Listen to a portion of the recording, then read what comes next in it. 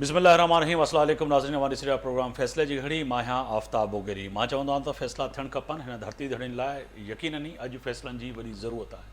अॼु ॻाल्हि कयूं त मुल्क जी वॾी अदालत अॼु अदालत में तमामु जज वेही करे अॼु हिन फ़ैसिले जी खणण जी कोशिशि पिया कनि त ख़ासि तौर ते पाकिस्तान जे अंदरि जेके हींअर जेके ताज़ियूं चूंडियूं थियूं आहिनि चूंडियुनि खां पोइ जेके मख़सूस सीटूं आहिनि जेके चइजे त पाकिस्तान सुन्नी इत्तेहाद काउंसिल ऐं उन सां गॾोगॾु पाकिस्तान तहरीक इंसाफ़ जेका हिन वक़्तु हिन अदालत जो दरवाज़ो खड़कायो आहे त असांखे कहिड़ी बि रीति जेके असांजूं रिज़र्व सीटूं आहिनि जिते असांजो हक़ु आहे त उन ते असांजूं इलेक्टेड जेके नुमाइंदा हूं उन जे तनाज़ सां जेको इलेक्शन कमीशन पाकिस्तान जे नुक़्ते नज़र सां असांखे सीटुनि जूं मिलणु खपनि उहे छो न पियूं मिलनि इहो पंहिंजी जॻह ते वॾो अहम सुवाल आहे। पर अॼु जेके जजनि जा रिमार्क्स जेके नज़र अचनि पिया ख़ासि तौर ते चीफ जस्टिस काज़ी फ़ाइज़ ईसा साहब जेका ॻाल्हि कनि पिया त उन मां नज़र अचे पियो फ़ैसिलो त सुभाणे थींदो क़तई नज़र जो अॼु फ़ैसिले खां पहिरियां मां पंहिंजे फ़ैसिले जी घड़ी में को फ़ैसिलो ॿुधाए विया पर तय आहे त जेके रिमार्क्स में हिनमहिल असां बींदे जर्नलिस्ट जेको महसूसु कयूं पिया त फ़ैसिलो किथे न किथे सुन्नी इत्तेहाद काउंसिल जे हक़ में ईंदे नज़र न पियो अचे। छाकाणि तय आहे त जज अॼु इहा बि ॻाल्हि कनि पिया त जेको आइन ऐं क़ानून आहे उनखे ॾिसंदासीं तव्हांजे प्रेशर या तव्हांजी जेके दलीलूं आहिनि उहे पंहिंजी जॻह ते वॾियूं अहम आहिनि पर इन सां गॾोगॾु जेको क़ानून चवे पियो उन जे नुक़्ते नज़र खे ॾिसी करे असां फ़ैसिला कंदासीं। अॼु जॾहिं इहो अदालत जी बराह रास्त जेका नशरियात जेका नशर बि कई वई जेका चइजे त मुख़्तलिफ़ टी वी चैनलनि उन मां इहो महसूसु पियो थिए त चीफ जस्टिस काज़ी फ़ाइज़ ईसा ऐं ॿिया जज किथे न किथे जेके अॼु जेके जरा कनि पिया जेके आर्गूमेंट कनि पिया वकिला उन्हनि खां इहे सवाल बि कनि पिया त तव्हां जेका ॻाल्हि कयो पिया सम्झ में ॻाल्हि न पई अचे माज़ी में बि इहे सवाल करे चुका आहिनि पोइ ॿुधड़ियुनि में बि त तव्हां सुन्नी इत्तेहाद काउंसिल जा वकील आहियो या पाकिस्तान तहरीक इंसाफ़ जा आहियो।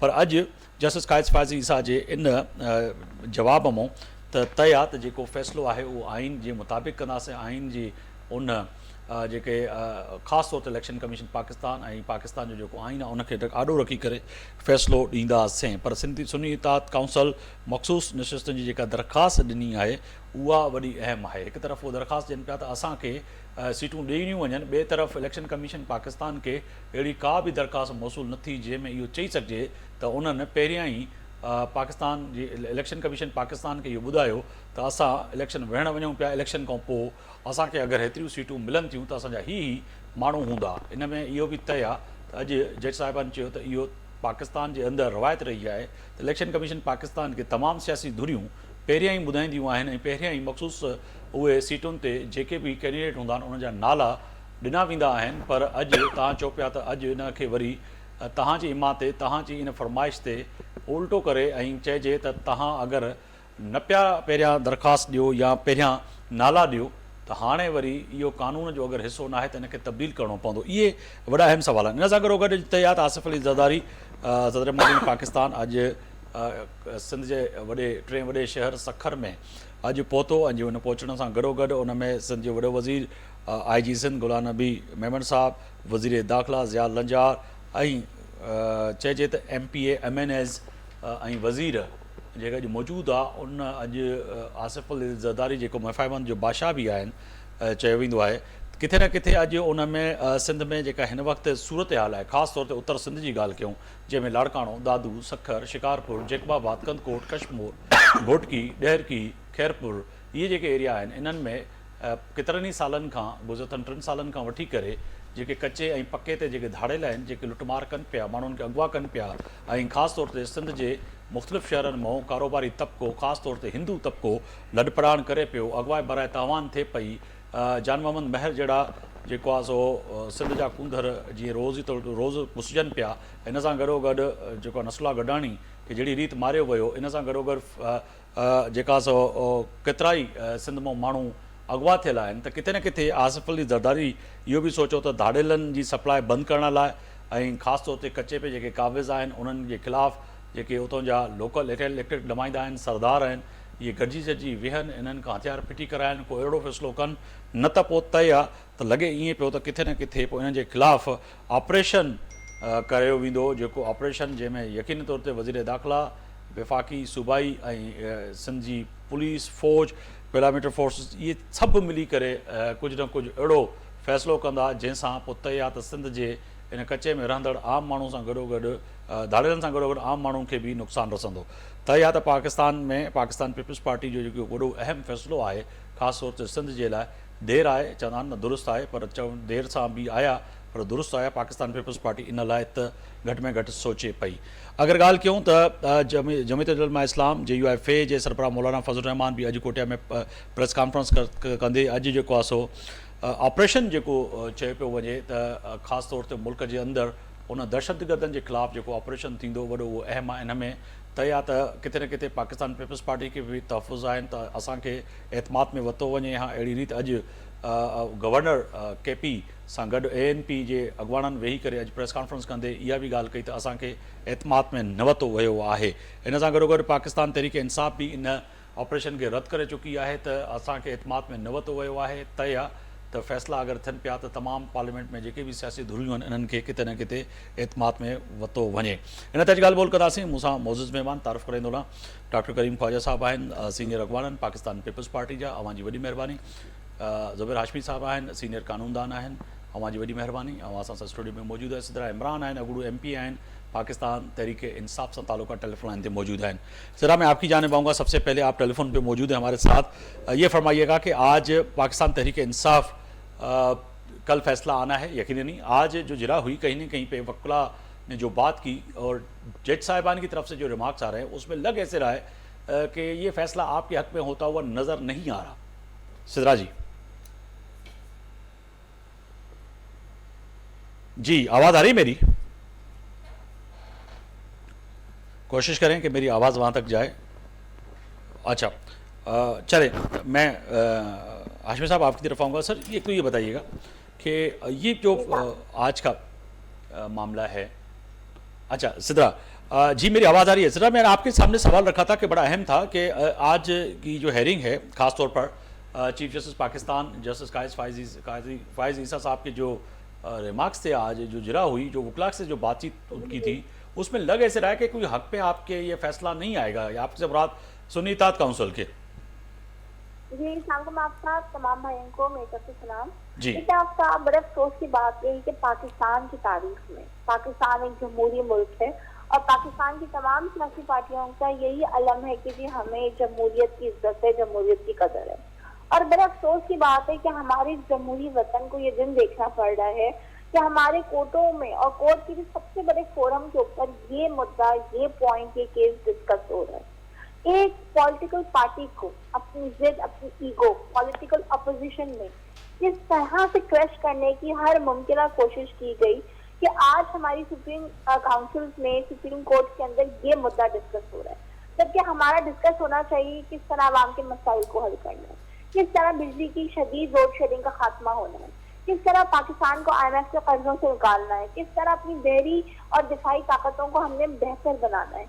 लेकिन हम डिस्कस कर रही है पूरी कौम कि पाकिस्तान तहरीक इंसाफ को हर मुमकिन तरीके से कैसे क्रश डाउन करना है। जमहूरियत से, आईन में, कानून के हर एतबार से सिर्फ तहरीक इंसाफ नहीं, आज ही तो तहरीक इंसाफ ही केस के सामने खड़ी है ना मुद्दई।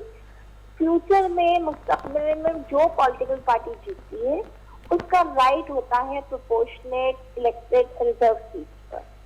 जो उनकी इलेक्टेड सीट की मखसूस परसेंटेज के बुनियाद पर उनको रिजर्व सीट मिलती है। और ये आज हमारे साथ हो रहा है। अगर गलत कानून होगा, कानून को गलत इंटरप्रिटेट किया जाएगा तो पाकिस्तान के मुस्तकबिल की और बहुत सारी सियासी पार्टीज जो हैं वो इस मुश्किल से गुजरेंगी। कानून बनाया जाता है मुस्तकबिल को देखकर। कानून के अमल दरामद भी इंसाफ की बुनियादों पे होना चाहिए। अगर इंसाफ नहीं होगा तो ये सिर्फ तहरीक इंसाफ के साथ नाइंसाफी नहीं होगी, ये पाकिस्तान की जमहूरियत के साथ, जमहूरी निजाम के साथ नाइंसाफी होगी। आप देखिए KPK में वो पार्टी जिन्होंने अपनी इलेक्टेड सीट प्रॉपर नहीं जीती, उससे 4 गुना उनको रिजर्व सीट दी गई है। आप मुझे बताएं ये कौन से उसूल इंसाफ है? ये कौन सा उसूल इंसाफ है जिसकी पैरवी की जा रही है? कोई बात नहीं, हालात बदलते हैं, तकलीफें आती हैं। हमने बड़ी तकलीफें उठाई, हमसे पिछले जमानों की सियासी पार्टीज ने भी तकलीफें उठाई। लेकिन अगर आज भी सियासी तौर पर सही को सही नहीं कहा जाएगा, गलत को गलत नहीं कहा जाएगा, अपनी जाती नापसंदीदगी, रंजिश, अना की बुनियाद पर बातें होंगी तो ये नाइंसाफी चलती रहेगी और आने वाले मुस्तकबिल में पाकिस्तान के नौजवान को जिसका ज़िया हो रहा है ना वो हमारे मुस्तकबिल को हो रहा है। हमारे नौजवानों को पॉलिटिकल सिस्टम से ना कराहियत आने लगी है, उनका इस सिस्टम पे से, इलेक्टोरल प्रोसेस, डेमोक्रेसी पे से एतबार उठता जा रहा है। ये है सबसे बड़ा लॉस जो पाकिस्तान की सियासत और जमहूरियत फेस कर रही है, जिसके लिए हर पॉलिटिकल पार्टी को अपनी आवाज उठानी चाहिए। और मुझे अफसोस सबसे ज्यादा पाकिस्तान की नहीं, मगर सिद्रा, जब आप इक़्तिदार से बाहर होते हैं, सिद्रा जी मैं आपके सामने सवाल रखना चाह रहा था कि जब आप इक़्तिदार से बाहर होते हैं, कंधों पे निकल रहा है जी, जब आप इक़्तिदार से बाहर होते हैं तो तमाम आपको आइन भी याद आ जाता है, कानून भी याद आ जाता है, और नौजवानों की वो एहसासी महरूमी भी समझ में आती है, चाहे वो सिंध के हों, KP के, बलूचिस्तान, गिलगित, आज़ाद कश्मीर, तमाम लोगों की। जब आप इक़्तिदार में होते हैं, आपसे मुराद तमाम सियासी जमातें, तो ये चीज़ें क्यों याद नहीं आती? जब आप इक़्तिदार में थे तो ये चीज़ें आपको उस वक्त याद नहीं आ रही थी? आप बिल्कुल सही कह रहे हैं, यह हर दफा याद आनी चाहिए, और ऐसा वक्त ही नहीं आना चाहिए कि किसी को मजबूर होकर याद करना पड़े। हमारी डेमोक्रेटिकल राइट में, हमारे डेमोक्रेसी के सिस्टम में, हमारे पॉलिटिकल सिस्टम को स्मूथ चलना चाहिए। ये वक्त ही नहीं आना चाहिए कि मुझे और आपको याद करना पड़े, मुझे और आपको ये टॉपिक डिस्कस करना पड़े।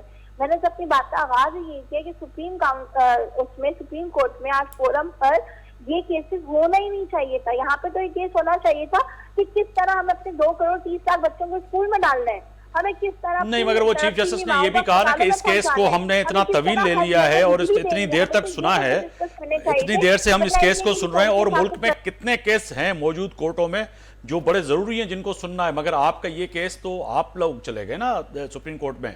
आज चीफ जस्टिस साहब भी तो यही फरमा रहे हैं कि ये नॉन इश्यूज को आपने इशू बना लेते हैं और सोमोटो दिलवा लेते हैं, मीडिया पे प्रेशर क्रिएट करते हैं, टॉक शोज में, प्रेस कॉन्फ्रेंसों में, रोडों पे, तो यकीनन ही फिर सुप्रीम कोर्ट को क्या करना चाहिए? उस पर लाजमी जब आप दरवाज़ा खटखटाएंगे तो सुप्रीम कोर्ट तो आपकी बात सुनेगी। मगर आज उसने भी यही कहा कि इतने केसेस पड़े हुए हैं, ये केस सुनना बड़ा ज़रूरी है, और अब और केसेस जो हैं उनको भी सुनने दें, क्योंकि इसको जल्दी करके खत्म करें। इसलिए सुप्रीम कोर्ट को सुनना पड़ा है क्योंकि इलेक्शन कमीशन ने ज्यादती की है। आप मुझे बताइए, आपको किस तरह से याद है नून लीग का इलेक्शन? आपको पीपल्स पार्टी का इलेक्शन, ANC का इलेक्शन, MQM का इलेक्शन किस तरह से याद है? क्या आपको याद है किस तरह से सेटअप लगाए गए थे? नहीं। क्यों? क्योंकि सिस्टम को इलेक्शन कमीशन ने फ्लॉ किया। उन्होंने ये केस बनाए इस तरह से कि पाकिस्तान तहरीक इंसाफ के पास सुप्रीम कोर्ट का दरवाजा खटखटाने के अलावा कोई ऑप्शन। आप इंट्रा पार्टी इलेक्शन की बात कर रही हैं? हम जमहूरियत को बचाने के लिए गए। हो सकता है कल फ्यूचर में अगर ये गलत कानून को इंटरप्रिटेट किया जाएगा, हो सकता है कल फ्यूचर में इसी जगह मुद्दई बनी हुई पीपल्स पार्टी खड़ी हो सकता है फ्यूचर में कल की कोई और पॉलिटिकल पार्टी को ये चीज फेस करनी पड़ रही हो। नहीं, मगर आपको याद होगा कि पाकिस्तान पीपल्स पार्टी भी PMLN उनके खिलाफ गई और उनके वजीर आजम को घर भिजवा दिया, और वो भी कोर्टों में जाते रहे। ऐसा तो नहीं है कि ये पहली आपकी पार्टी है और आप पहले पाकिस्तान के सियासी लीडर हैं या आपके कौमी असेंबली के रुकन हैं जो असेंबलियों में धक्के खा रहे हैं। इससे पहले भी मोहतरमा बेनजीर भुट्टो से लेके आसिफ जरदारी तक, आसिफ जरदारी से लेके नवाज शरीफ तक, पाकिस्तान में तो ये वतीरा है हमारा कि हम सियासी, हमें आखिरी होना चाहिए। अब फैसला कर लें, अब आवाज उठा लें। फातिमा जिन्ना पहली थी ना, लेकिन साहब को आप सब मिलके पाकिस्तान की हर पॉलिटिकल पार्टी फैसला कर ले कि ये आखिरी होंगे। चलें, मैं डॉक्टर करीम ख्वाजा साहब हैं स्टूडियो में मेरे साथ, तो मैं उनके सामने भी बात रखूंगा। डॉक्टर साहब, एक तो ये है कि सिद्रा भी हैं, तो इसलिए मैं आपसे उर्दू में सवाल रखना चाह रहा हूँ कि वो समझ सकें। एक तो इस फैसले को कैसे देखते, फैसला तो नहीं हुआ मगर आज की इजरा जो है, आज बींदा सियासतदान, सियासी तालिब इल्म के होने के नाते, सर आज जो चीफ जस्टिस और जज साहिबान के रिमार्क्स जो आ रहे थे उसमें लग नहीं रहा कि कहीं ना कहीं सुन्नी इत्तेहाद काउंसिल को जो है कोई रिलीफ मिलेगा। जज साहिबान ने वही जो पिछली हेयरिंग में भी सवाल उठाए थे, आज भी वही उठाए कि देखें जी, एक शख्स के पीछे 85 अफराद चले गए, जो एक शख्स खड़ा हुआ था, जाने की ज़रूरत ही क्या थी? भाई साहब। जी जी मुगेरी साहब, मसला ये है कि ये अब पेशावर हाई कोर्ट का भी फैसला है, बिल्कुल, उसके बाद अभी सुप्रीम कोर्ट में लार्जर बेंच है, और अभी स्पेकुलेशन हम कर सकते हैं कल जो फैसला आएगा तो सारी बात समझ में आएगी। मगर ये कि पहले दिन से इन्होंने मिस हैंडल्स की है चीज़ें। सर मिस हैंडल मैं तो कहता हूँ बड़े ब्लेंडर की है, मैं समझ रहा हूँ कि जो चीज़ें हैं आम बंदे को भी समझ में आती हैं कि ये पहले समझते कि करना क्या है। ये तो इनकी पहले दिन से मिस्टेक है कि उन्होंने सबको, इदारों की मैं बात नहीं करता हूँ, मगर सबको इन्होंने यही कहा कि भाई ये तो चोर हैं, ये बेईमान हैं, ये फलाने हैं, ये फलाने हैं। और ताल्लुकात भी इन्होंने सबसे ख़राब किए। अभी भी वो ये समझ नहीं पा रहे हैं कि भाई अगर तबाही होगी तो सबकी हो जाएगी। तो मेरा ख्याल है कि अब जो इन्होंने मिस हैंडल किए वो सब इनके गले में बातें आ रही है। उसके बाद भी इनकी इतनी भारी भरकम प्रेजेंस है असेंबली में, नेशनल असेंबली में, कि वो पता सही माना में अगर कार्ड प्ले करें तो बहुत कुछ वो अचीव कर सकते हैं। तो क्या ये जिद की वजह थी कि क्योंकि आसिफ अली जरदारी साहब और जो है पाकिस्तान पीपल्स पार्टी यानी कि आपकी पार्टी पहले भी ऑफर कर चुकी थी कि जी चलें ठीक है, कहीं ना कहीं बैठ के जमहूरी फोर्सेस बात करते हैं, मगर वो उस वक्त बात करने के लिए तैयार नहीं थी, और ये जिनसे बात करने के लिए तैयार थे वो इनसे बात करने के लिए तैयार नहीं थे। आज अगर अचकज़ई साहब को ये जिम्मेदारी ईद से पहले दी गई थी कि जी वो सियासी जमातों से बात करें पार्लियामेंट में, और जितनी सियासी जमातें उनसे बात करें, हम बात करने के लिए तैयार हैं, तो उसमें भी कोई सीरियस नज़र नहीं आया कि अचकज़ई साहब को शायद एक बयान की हद तक मैंडेट दिया गया कि जी हाँ जी बात करें, मगर उस तरह से आपसे राब्ते हुए, आपकी पार्टी से राब्ते हुए, चले नून लीग से तो बाद में होंगे। नहीं, मेरे ख्याल से इस सिलसिले में इन्होंने दीगर पार्टियों समेत हमसे राब्ते नहीं किए। अगर अचकज़ई साहब सीजन पॉलिटिशियन है, अगर वो कुछ फैसला भी करते हैं हो सकता है ये नहीं माने। एक तो ये भी तो सवाल है ना कि ये ऑल द वे फैसले करते हैं, फिर जाते हैं, कभी एक बात कभी दूसरी बात, और इनको ये अंदाज़ा नहीं है कि ये जो भी कुछ कर रहे हैं इसका अल्टीमेटली पाकिस्तान के आवाम को सफ़र करना पड़ेगा, डेमोक्रेसी को सफ़र न करना पड़ेगा। और ये अभी तक मेरे ख्याल से चीज़ों को सीरियस नहीं ले रहे हैं। जो कल फैसला आने वाला है, मिसाल के तौर पर कल फैसला वही जो पेशावर हाई कोर्ट वाला आ जाता है उसको बरकरार रखते हैं। हाँ, तो फिर उस पर भी ये मतलब है कि क्या करेंगे, ज़्यादा अपील में जाएंगे, वो भी मेरे ख्याल से कोई इतना बड़ा सब टाइम किल करना है। दूसरी सूरत में इनकी इतनी प्रेजेंस है, वो उसके तहत पत्ते खेल सकते हैं। तो अभी वो खुदा इनको राह दिखाए और पॉलिटिकल विजडम दिखाएं। पॉलिटिकल फोर्सेस के साथ अगर इन पर अदम एतमाद आ रहा था, उसी वक्त अगर पत्ते सही खेलते तो इनकी हुकूमत होती और फिर दूसरा कुछ होता। बिल्कुल, उस वक्त भी इन्होंने मिस हैंडल की। आप सीनियर सियासतदान के साथ साथ सीनियर पार्लियामेंटन भी हैं सर, क्या समझते हैं कि पार्लियामेंट की सियासत जो होती है मुल्क में, पाकिस्तान में, बैरून मुल्क, पड़ोसी मुल्क, दीगर मुल्कों में, तो उसमें कहीं ना कहीं रफा दफा करने वाली बात होती है, मिलजुल के बैठने की बात होती है। आपने बड़ा अच्छा इशारतन कहा कि ये उस वक्त जब अदम एतमाद की बात हो रही थी, उस वक्त भी अगर कहीं ना कहीं ये सियासी दाव-पेच के एक्सपर्ट होते तो अपनी हुकूमत भी बचा जाते, और आज भी हुकूमत होती। उसके बाद चलें, देर आए दुरुस्त आए, मगर अब भी बात जो ऐलानात किए वो भी उस तरह से बात नहीं हो रही। क्या समझते कि वजह 2014 में मुगेरी साहब जो धरना लगा था ना, तो मुस्लिम लीग की पोजीशन कोई अच्छी नहीं थी। बिल्कुल, मगर उन्होंने पॉलिटिकल विजडम की कि उन्होंने सब पॉलिटिकल फोर्सेस को असेंबली में बिठाकर सपोर्ट की, और वो गवर्नमेंट 18 तक चली। बिल्कुल, ये उनकी विजडम थी, और उन्होंने सबको अपने साथ लिया, सब ने इनको साथ दिया।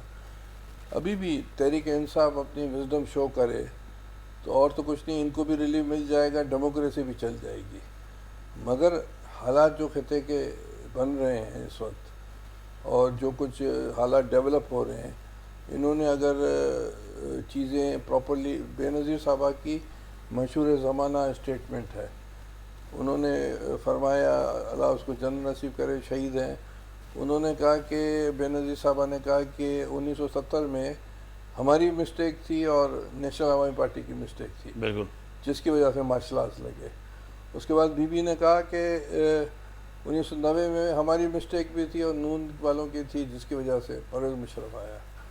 तो ये बात मैं कह रहा हूँ, इसमें बहुत से मतलब हैं। मैं आपके मतलब से इससे ये निकाल सकता हूँ कि जैसे अमीनपुर गंडापुर जो है हमारे वज़ीर आला KP, और जिस तरह से रोज़ाना KP से जो खबरें आ रही हैं, और सवाद वाक़े की मैं पुरज़ोर मज़म्मत करता हूँ और बीइंग द जर्नलिस्ट, और समझता हूँ कि ऐसे वाक़यात नहीं होने चाहिए। इससे ना सही पाकिस्तान पर पूरी दुनिया में हमारी रुसवाई होती है, और ऐसे फ़ैसले जो अल्लाह के रसूल और अल्लाह के पैगम्बर ने कभी नहीं कहा कि इस तरह से ज़िंदा उस शख्स को जलाया जाए जिसके ऊपर एक महज इल्ज़ाम हो, और इल्ज़ाम भी साबित नहीं हो, और पुलिस की कस्टडी पे जाके जिस तरह से बंदे को निकाल कर और जलाया गया, मारा गया, मैं समझता हूँ कि ये हमारा मुल्क इस तरह का कभी कभी ऐसा मुल्क नहीं बना था, कभी हमारे इस्लाम में ऐसी चीज़ नहीं की गई और ऐसा नहीं होना चाहिए था जो कि हुआ।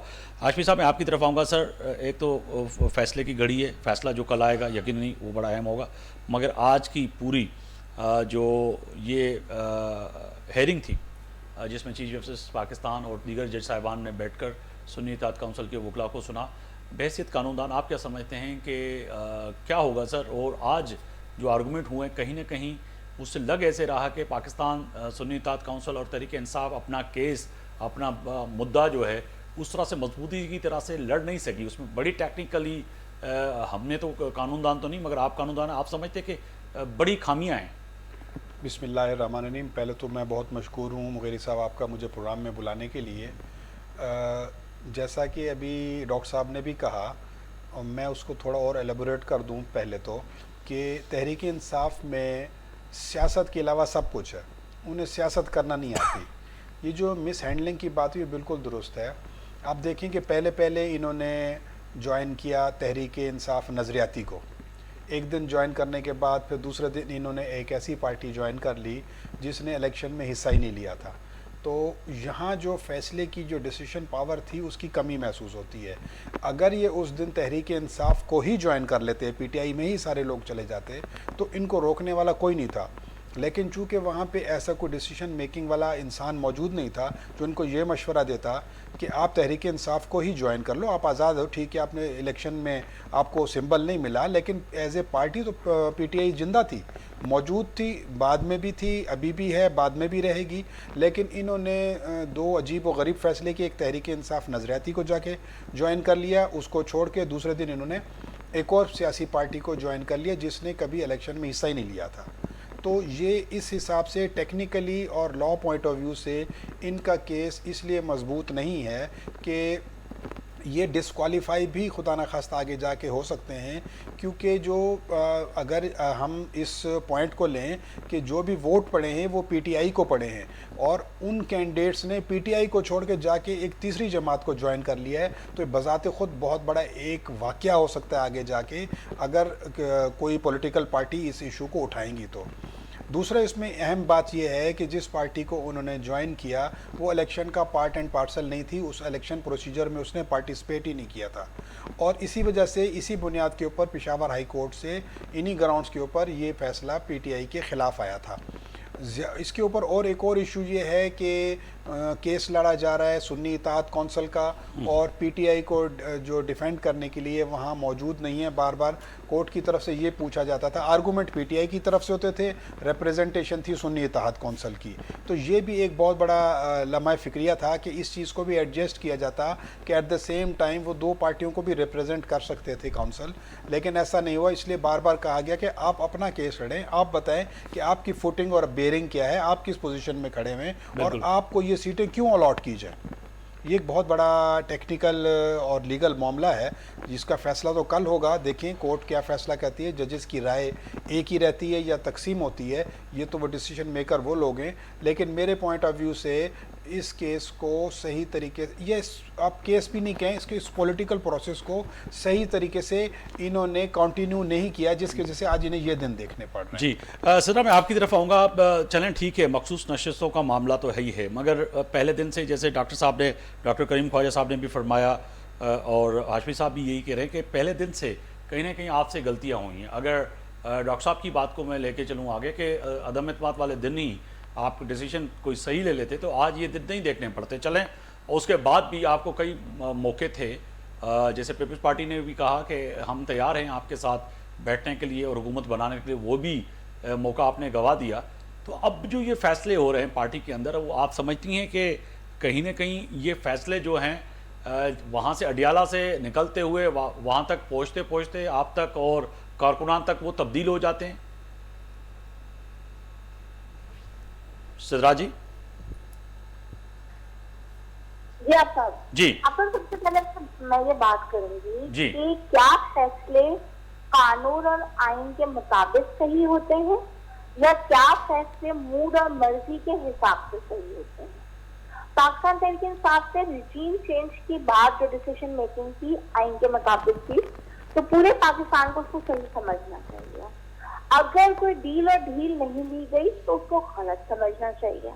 आप लोगों की गुफ्तगू से तो ये बात उलट होने का शायबा दे रही है। दूसरी बात, आपके प्रोग्राम में मौजूद भाई ने कहा कि इनको इलेक्शन जो है वो तहरीक इंसाफ के साथ लड़ना चाहिए था और ये केस खुल सकता है कि जिनको वोट तहरीक इंसाफ का पड़ा है। तो मैं ये बताना चाहती हूँ भाई कि जब आप नॉमिनेशन पेपर्स दाखिल करते हैं तो उसके अंदर सिर्फ 2 ऑप्शन होते हैं कि या तो आप किसी पार्टी के उस वक्त करंटली रिप्रेजेंटेटिव होते हैं, जिनको कहा जाता है कि जब आपके पास पार्टी का टिकट है उस पर फिर आपको वही सिंबल मिलता है जो पार्टी का होता है। दूसरी कैटेगरी होती है इंडिपेंडेंट कैंडिडेट की। इसी वजह से मगर वो कह रहे कि इंडिपेंडेंट लड़के आ गए तो फिर आप इंतजार करते हैं। हाशमी साहब का ये कह रहे हैं कि जब आप जीत के आ गए तो फिर इंतजार करते हैं, बजाय आप सुन्नी इत्तेहाद काउंसिल के पीटीआई में चले जाते। उनका ये कहना था। जी एक मिनट, मैं आपको बता रही हूँ ना। अच्छा, उसके बाद बात ये हुई कि जी हम तहरीक इंसाफ के उसमें जो सुन्नी इत्तेहाद काउंसिल का जो पूरा वो है, जब इंडिपेंडेंट कैंडिडेट्स को वोट करना होता है अपने कैंडिडेट को for the position of speaker, deputy speaker, prime minister etcetera, अगर आप किसी एक पार्टी में नहीं जाते, अगर आप इंडिपेंडेंट होते हैं तो आपके ऊपर कलेक्टिव वोट की जो जिम्मेदारी होती है वो खत्म हो जाती है। आपको पता है आइन के अंदर, हर पार्लियामेंटेरियन के अंदर 4 ऐसे वोट्स होते हैं जिसके अंदर फाइनेंस बिल भी होता है और ये प्राइम मिनिस्टर का इलेक्शन भी होता है कि जिसके अंदर उनको पार्टी लाइन को फॉलो करना पड़ता है। इसलिए हॉट स्प्लिटिंग ना हो, चांगा मांगा की सियासत के दरवाजे ना खुले, इसलिए इंडिपेंडेंट कैंडिडेट को टाइम दिया जाता है कि आप इसका डिसीजन है। अब हम आज कहाँ खड़े हैं? आज हम यहाँ खड़े हैं कि आइन और कानून के मुताबिक पाकिस्तान तहरीक इंसाफ के वो लोग जिन्होंने इंडिपेंडेंट इलेक्शन लड़ा, इलेक्शन लड़के मजबूरी तौर पर उन्होंने सुन्नी इत्तेहाद काउंसिल में शमूलियत इख्तियार की, उनका आईनी और कानूनी हक बनता है कि उनको रिजर्व सीट दी जाए। लेकिन तहरीक इंसाफ का लीडर, तहरीक इंसाफ की पार्टी और वो लोग जिन्होंने इलेक्शन लड़ा वो इस वक्त के हुक्मरानों को पसंद नहीं। वो कहते हैं कि इसको हटा दो, हमारी नजर से दूर कर दो, पॉलिटिकल सिस्टम से उखाड़ के फेंक दो। उसकी जद्दोजहद जारी है, ना आइन की जद्दोजहद जारी है, ना किसी इंसाफ की जद्दोजहद जारी है। तहरीक इंसाफ को क्रश करने की जद्दोजहद जारी है जिसके अंदर यूज किया जा रहा है इस तरह की बातों को, इस तरह के नैरेटिव्स को। आज तहरीक इंसाफ खड़ी है, कल कोई और पॉलिटिकल पार्टी खड़ी होगी। फैसला ये देख के करें कि तारीख लिखी जाएगी, मुस्तकबिल का फैसला होगा, मुस्तकबिल में डेमोक्रेटिक पॉलिटिक्स की सिम्स का फैसला होगा। आज तो आप अपना नाराजगी, ईगो, गुस्सा, नफरत तहरीक इंसाफ की निकाल लेंगे, लेकिन क्या आप पाकिस्तान के आईनी सिस्टम, पाकिस्तान के डेमोक्रेटिक कल्चर के साथ सही करने जा रहे हैं या गलत करने जा रहे हैं? तमाम सियासी पार्टी से सवाल ये बनता है कि क्या आप जमहूरियत को प्रोटेक्ट करने जा रहे हैं या डिमोलिश करने जा रहे हैं? आज मजबूर तहरीक इंसाफ है कि उनका केस है, वो 6 सीटें छीनी जा रही है। कल के सिस्टम में कोई और भी हो सकता है छुरी के नीचे, तो बेहतर है छुरी को। मगर आज चीफ जस्टिस साहब ने भी यही कहा कि माजी में कोई ऐसी नज़ीर मिलती है, माजी का कोई मिसाल अगर आपके पास हो या पीटीआई वालों के पास हो कि किसी भी सियासी जमात ने इलेक्शन लड़ा और उन्होंने पहले इलेक्शन से रिजर्व सीट की जो है पहले नॉमिनेशन जो है वो जमा नहीं करवाई और उसके बाद वो आ गए और उन्होंने कहा नहीं जी अब तो हमारे ये बशीर और शबीर नहीं होंगे, सिद्रा और इमरान होंगे या ये होंगे। एक मिसाल कह रहा हूँ, तो ऐसी तो पहले तो कभी नहीं हुई। ये तो मिसाल तो आप कायम करने जा रहे हैं कि पहली दफा। इसीलिए तो आइन के हिसाब से इसके ऊपर डेलिब्रेशन हो रही है। आइन एक बात कहता है, आइन कहता है कि अगर आफ्ताब मुगैरी ने 100 रुपए कमाए हैं तो 22% जो है वो इनको एडिशनल प्रमोशन अलाउंस दिया जाएगा। उसकी मर्जी है कि ये उसे खाना खाते हैं, शॉपिंग करते हैं 22% से, या वो मैं पहले बताऊंगा भी तो सही ना, मैं बताऊंगा भी तो सही ना कि जो है मैं वही बता रही हूँ आपको। आइन ये चीज क्लैरिफाई करता है कि जिसके भी आज number of elected parliamentarians MNS इतने हैं, उनको 22% के हिसाब से मिलेगा कोटा रिजर्व सीट का। भाई वो तो ये कह ही नहीं रहा कि शब्बीर, बशीर, सिद्रा, अशरफ की बात करो। वो कह रहे हैं जो जीते, अगर 10 जीते तो मिलेंगी खवातीन की नशिस्तें, 12 जीते 3 मिलेंगी। मगर मिलने से मुराद अगर आपकी सियासी जमात है पहले ही आपका सिंबल क्या था, आइन तो कह ही नहीं रहा कि आपका सिंबल क्या था, आपकी पार्टी का नाम क्या था। वो कह रहा है आज अगर नेशनल असेंबली के अटेंडेंस के रोस्टर पे लिखा हुआ है कि सुन्नी इत्तेहाद काउंसिल के इतने मेंबर्स हैं तो उस नंबर ऑफ रिप्रेजेंटेशन के हिसाब से रिजर्व सीट बनती है। नहीं, मगर ये जो दलील है, ये जो आप बात कर रही हैं, ये आपके हद तक तो दुरुस्त है। सिद्रा जी, आप जो ये दलील दे रही हैं या जो आप बात करिए, आपकी हद तक तो दुरुस्त है, मगर जी मुझे सिर्फ मेरे एक सवाल का जवाब आपसे जी कि अगर आप कहते हैं कि सुन्नी इत्तेहाद काउंसिल की रिप्रेजेंटेशन बनती ही नहीं, तो नेशनल असेंबली के अटेंडेंस रजिस्टर के ऊपर आपने क्यों लिखा हुआ है? नेशनल असेंबली की वेबसाइट पे आप उनको क्यों एक्सेप्ट किए कि सुन्नी इत्तेहाद काउंसिल के मेंबर है? फिर कल आप वो भी उतारे, फिर आप बोले कि हम मानते ही नहीं है ये आईन। नहीं, आप तो वहां शामिल हुए ना। सुन्नी इत्तेहाद काउंसिल एक सियासी जमात है जो इलेक्शन कमीशन पाकिस्तान में ऑलरेडी रजिस्टर्ड थी, और आप आजाद उम्मीदवार लड़के और आपने जाके सुन्नी इत्तेहाद काउंसिल को ज्वाइन किया, जो मैं समझ सकता हूं। मगर मैं डॉक्टर करीम ख्वाजा साहब की तरफ जाऊंगा, क्योंकि वो सीनियर पार्लियामेंट मेंबर भी रहे हैं और सीनियर सियासतदान भी हैं। मैं उनसे जानना चाहूंगा, सर आप इत्तेफाक करते हैं सिद्रा इमरान जो है वो साबिक रुकन है सिंध असेंबली में पाकिस्तान तहरीक इंसाफ, वो कह रही कि अगर ऐसी बात थी तो फिर हमें और हमारा नाम, हमारी पार्टी के, हमारे लोगों का नाम सुन्नी इत्तेहाद काउंसिल पे फिर क्यों आपने शामिल किया, क्यों हमें तस्लीम किया? मगर जितना मैं समझ सका हूँ, दुरुस्त कीजिएगा, कि अगर आज़ाद उम्मीदवार अगर ज्वाइन करता है आके इलेक्शन लड़कर सुन्नी इत्तेहाद काउंसिल को या PTI को या फिर नून लीग को या पीपल्स पार्टी को, तो वो यकीनन ही वेबसाइट पर और रिकॉर्ड पर जो है कौमी असम्बली के, वो उनके उसी पार्टी का समझा जाएगा, क्योंकि आज़ाद लड़के आया, अब सुन्नी इत्तेहाद काउंसिल को ज्वाइन किया है तो वो उसी तहरीक इंसाफ का तो नहीं समझा जाएगा। देखिए, ये जब इलेक्शन हुए थे और फिर ये सवाल उठा था, तो ये इन्होंने बहुत ही पेशेमानी में ये फैसला किया जी, और वो उसके बाद जो है इलेक्शन कमीशन ने डिसीजन दे दिया और ये बात और आगे चली गई पेशावर हाई कोर्ट तक। कहने का मतलब है कि अब जो भी चीज़ें हो गई हैं वो रिवर्स तो नहीं हो सकती है कि भाई नहीं, मगर वो आप मुझे इसी समझाए, क्योंकि वो जो सवाल उठा रही हैं be the senior parliament member, वो कह रही हैं कि ठीक है जी, हम सुन्नी इत्तेहाद काउंसिल में गए, हम बैंगन से जीते, आलू से जीते, टमाटर से जीते, किसी भी स्लोगन से जीत के आज़ाद उम्मीदवार थे, हम सुन्नी इत्तेहाद काउंसिल में गए। अगर आप रेशो देखें जो उस पर जो सीटों का है, वो मखसूस ख़वातीन की और रिजर्व सीटें जो हैं वो निकलती हैं, वो हमें मिलनी चाहिए, वो हमारा आईनी हक है, कानूनी हक है। वो बात तो कह रही है अपनी जगह पर, मगर जो लॉ बना है, जो इलेक्शन कमीशन का, जो गुजरल एक 71 से चीज़ें इंटरप्रेटेट हो रही है सही, और जिस तरह की वो चीज़ें देखें, ये कोई आसमानी सहीफ़ा नहीं है।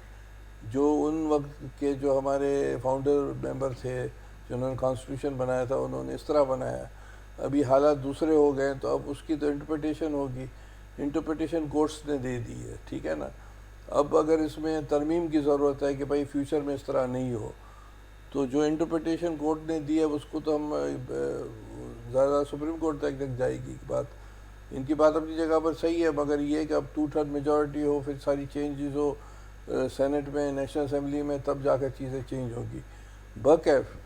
मगर देखें, इनके पास इसके बावजूद इतनी चीज़ें हैं कि अभी भी वो कार्ड्स प्ले कर सकते हैं। मसलन सर, मसलन ये है कि ये वहाँ बैठकर अगर पीपल्स पार्टी के साथ बैठकर हुकूमत बना देते, वो भी गुजर गया, वो भी गुजर गया, वो भी बस निकल गई सर, वो भी बात निकल गई। अभी उसमें भी नहीं सवार हुए, नहीं चढ़े, वो भी निकल गई। चले अब इनके लिए ये बेहतर ये है कि पार्लियामेंट में बैठकर बहुत सी चीज़ें मनवा सकते हैं, मैनिपुलेट कर सकते हैं।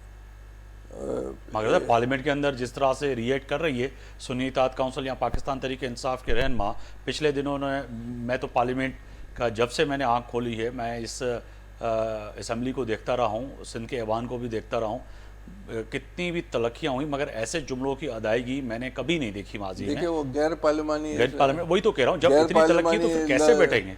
देखिए, दो बातें हैं जो सोशल मीडिया पर चल रहा है और जो इंटरनेशनल मीडिया पर भी इस तरह की बातें आ रही हैं, वो ये कि ये चाह रहे हैं कि हालात ऐसे नेश तक पहुंचा दें कि मार्शल आर्ट्स लग जाए, और ये समझते हैं कि इनसे मुराद जो अटियाला जेल में जो बंदा बैठा है, वो ये चाह रहे हैं कि हालात ऐसे ख़राब हों कि मार्शल आर्ट लग जाए, फिर हमारे चीज़ें अचीव कर सकेंगे।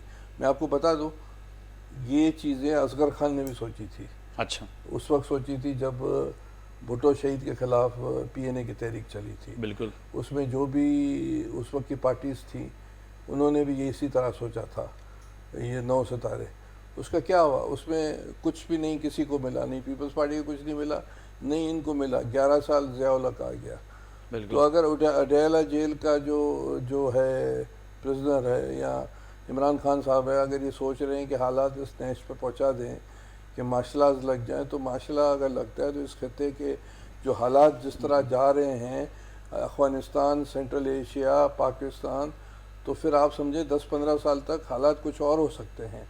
तो बेहतर ये है कि इस पार्लियामेंट में बैठकर गिव एंड टेक करें, कुछ ऐसी चीज़ें करें कि डेमोक्रेसी चले। मगर सर और आप ये political- समझते हैं कि बीइंग द जर्नलिस्ट मैं समझता हूँ कि इस वक्त जो केपी की सूरत हाल है या पाकिस्तान तहरीक इंसाफ और वहाँ के जो वज़ीर आला हैं केपी के अमीर गंडापुर साहब जो है, उसके जो बयानात हैं कहीं ना कहीं जो वफाकी इदारों पे चल दौड़ते हैं। सही, मैं आपको बात बताऊँ, सॉरी आपकी बात को जी। तारीख के पैमाने में ये मतलब मैं किसी के खिलाफ नहीं बात कर रहा हूँ।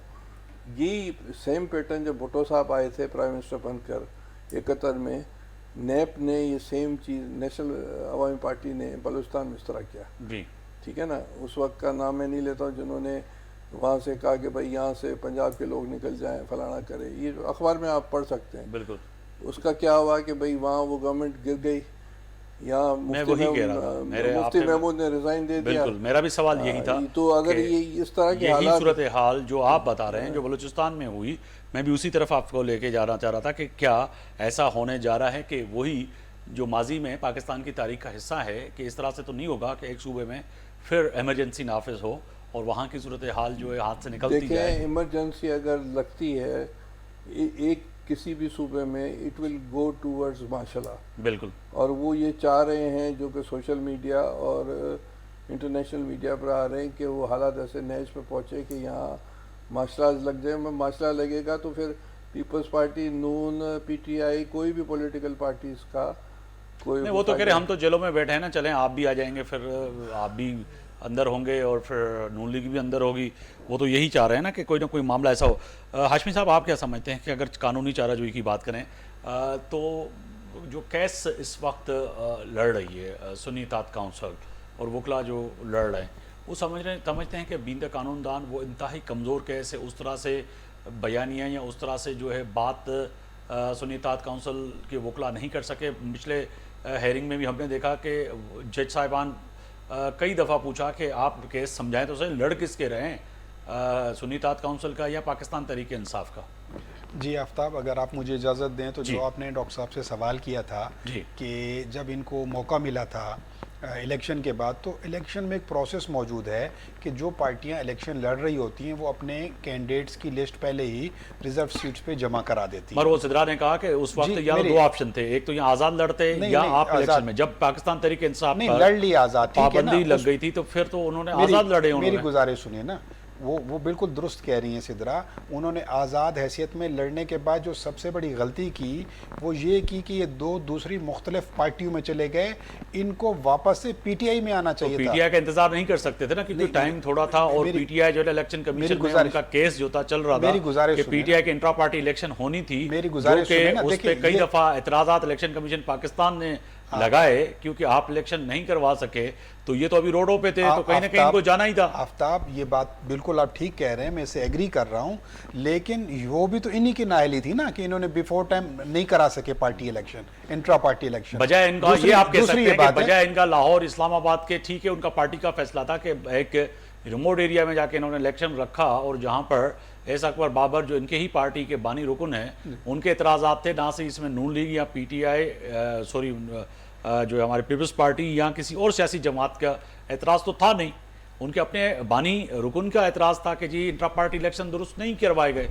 जी दुरुस्त, गुजार भी वही थे। मेरी गुजारिश सुनिएगा, एक तो मैंने उस चीज़ को रेस्पॉन्ड किया कि वो जो सवाल रह गया था कि वो जो लिस्टें दी जाती हैं वो इसलिए पीटीआई नहीं दे सकी थी क्योंकि पीटीआई को सिंबल भी अलॉट नहीं हुआ था, उसके इंट्रा पार्टी इलेक्शन भी नहीं हुए थे, तो उनकी मजबूरी समझें कि वो उस पार्टी में चले गए। मेरा ये ख्याल है कि अगर उस वक्त भी वो पीटीआई को ही ज्वाइन करते, जो भी फैसला आता वो होना फिर भी असम्बली में ही था या सड़कों पर होना था। ये जो अब उनको कानून के हिसाब से उनको टेक्निकलिटीज़ का सामना करना पड़ गया, ये ना करना पड़ता।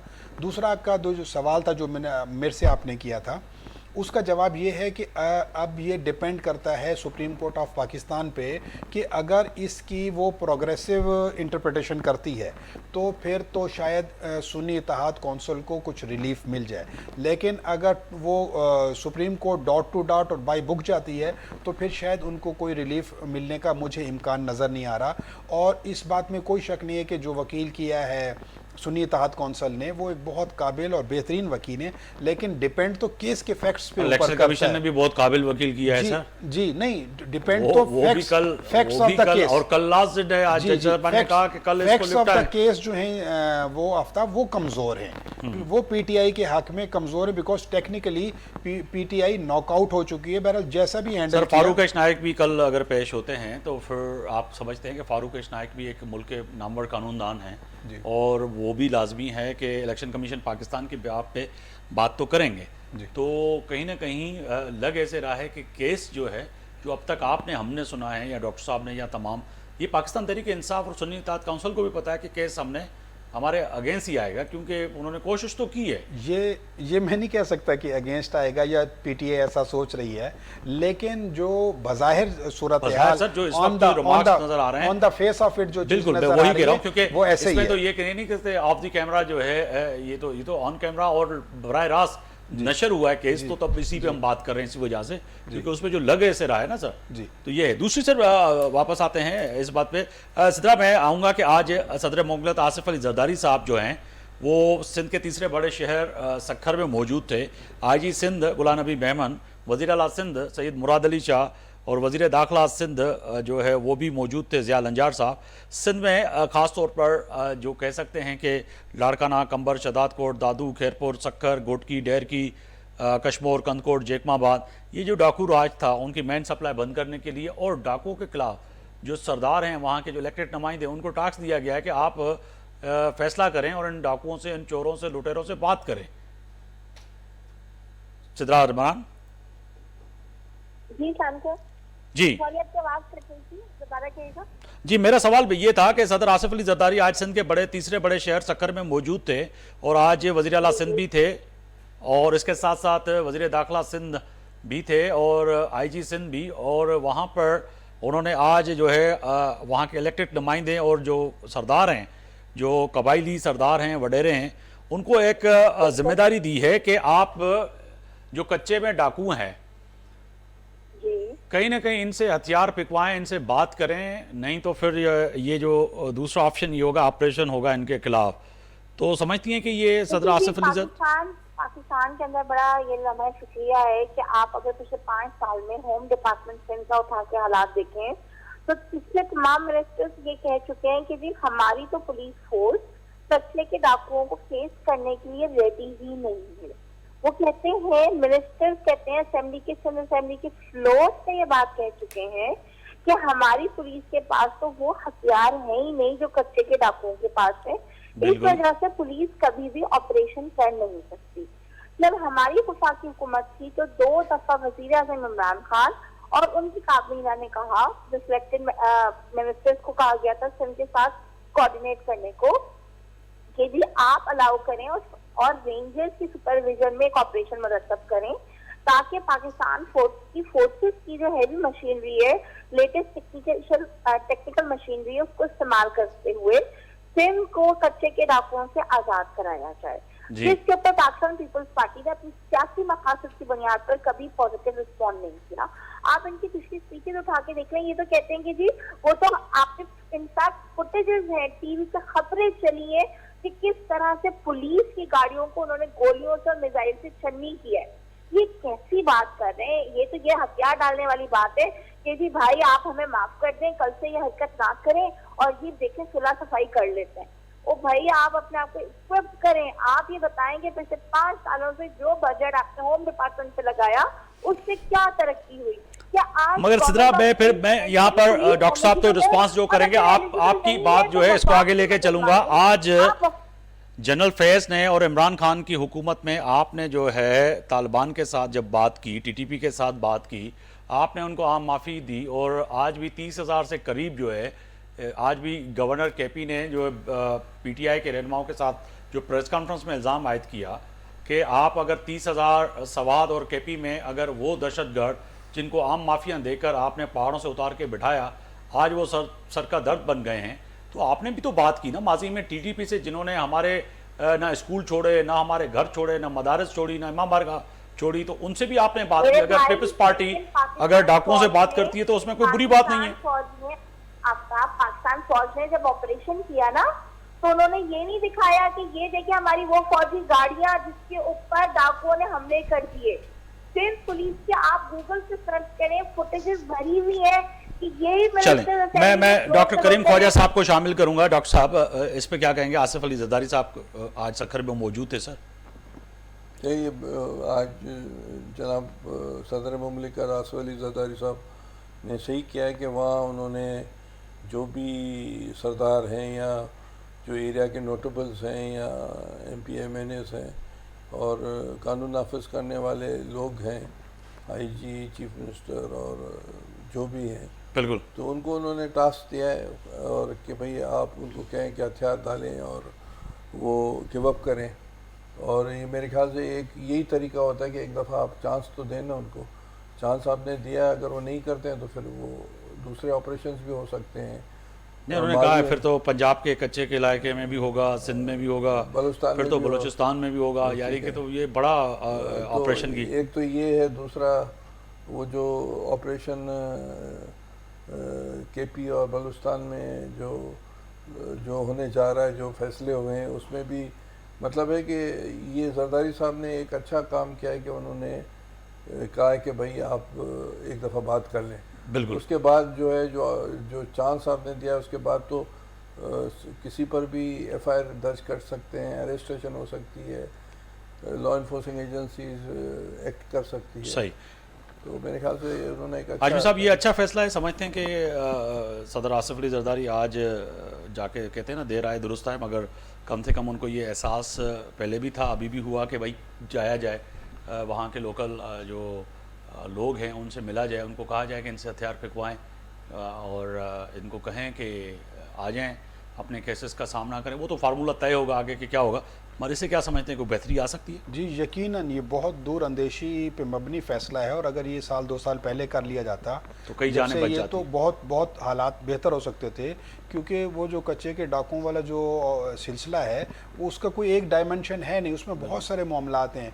उसमें गुर्बत के मामलात भी हैं, बेरोज़गारी के मामलात भी हैं, ज़ाती दुश्मनियाँ भी हैं और बहुत सारे इशूज़ हैं। और अगर ये बड़े मिल के नोटेबल्स मिल के इस मामले को सदर आसिफ अली जरदारी साहब की मैं किसी डाकू को या चोर को या दहशतगर्द को कभी ये नहीं कहूँगा कि वो अच्छे या गलत ये, मगर ये जो सिंध के कच्चे के डाकू हैं ये तो अपनी ज़ाती दुश्मनियों की वजह से कच्चे में है। मगर जब पाकिस्तान तहरीक इंसाफ के दौरे हुकूमत में उन दहशतगर्दों को, TTP तहरीक तालिबान पाकिस्तान को और कई दहशतगर्दों को जिन्होंने मासूम शहरियों को मारा, जिन्होंने अफवाज पे हमले किए, जिन्होंने मंदिरों पे हमले किए, जिन्होंने मस्जिद में हमले किए, इमाम बारगाहों पे किए, मजालिस पे किए, जब उस वक्त की वफाकी हुकूमत उनसे बात कर सकती थी, तो इसमें कोई दो राय नहीं होनी चाहिए इनसे बात करने के लिए जो केसेस का सामना करें, आएँ और हथियार फेंकें।